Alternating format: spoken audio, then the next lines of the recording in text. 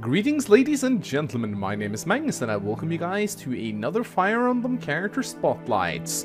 Based on the tremendous amount of feedback I got, there is absolutely no doubt in my mind what kind of character you guys want to see me do next. So here it is, let's talk about the Dark Mage from Fire Emblem 7, Canas.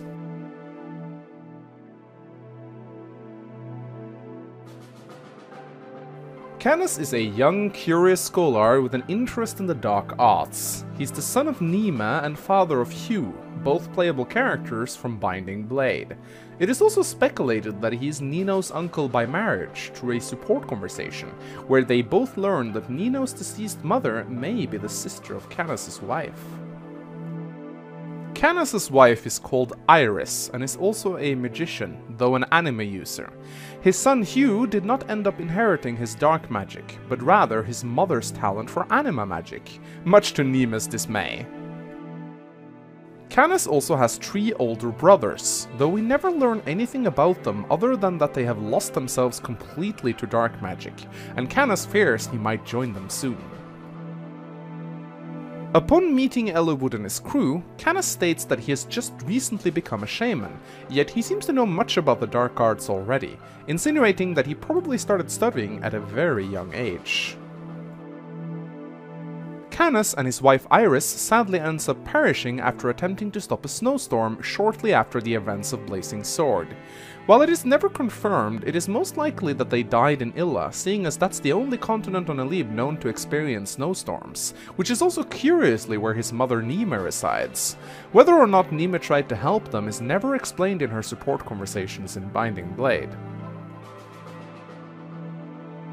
It is difficult to predict Canas' exact age, though he looks to be somewhere around his mid-20s or at the very least his early 30s. He has purple hair and a slim physique, and also wears a monocle. He dresses himself in a typical scholar's garments with robes, high boots, and tons of pockets to store scrolls and books. Canas is best described as a bookworm, and perhaps a bit of a savant.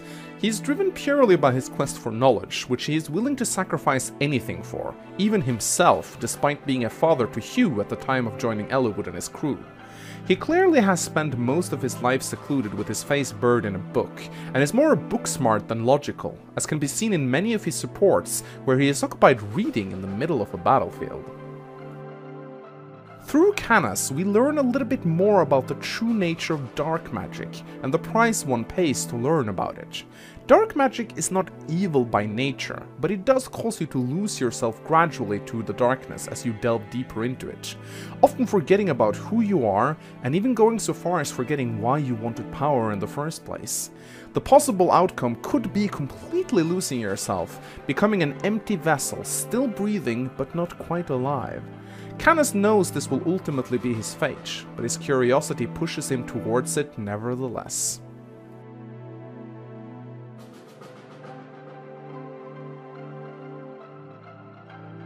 At first glance, Canas appears a mediocre unit. His base stats are kinda weak for his join time, particularly on hard mode, and his growths are nothing special either. His speed is pretty low, his survivability even worse, and his base constitution makes him lose a point of speed simply from wielding a normal flux tome. Yet, it's not stats or growth rates that makes Canas one of the better units in Blazing Sword, but the sole fact that he's the only available dark magic user in the entire game, except for Athos, who doesn't really count. Add the fact that the Lunatome is broken as fuck in this game, and Canas becomes a worthwhile unit despite his shortcomings. This makes him a very useful unit to invest stat boosters in, as the utility dark magic provides is something extremely helpful in many situations. Canas is a good candidate for a body ring, as even when promoted to a druid he will struggle doubling with the heavy dark tomes later in the game. An Angelic Robe also does a tremendous amount to help out his survivability.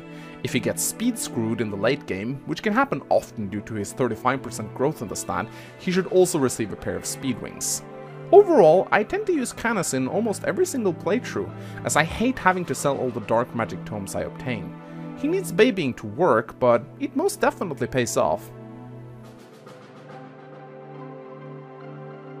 Thank you for watching this Fire Emblem character spotlights. Let me know who you want featured in the next episode by telling me in the comments section. If you would be so kind as to give this video a like, that also helps out my channel a ton, and if you hit the subscribe button, you'll be automatically notified when the next video is released. At any rate, my name's been Mangs, and I'll see you guys next time.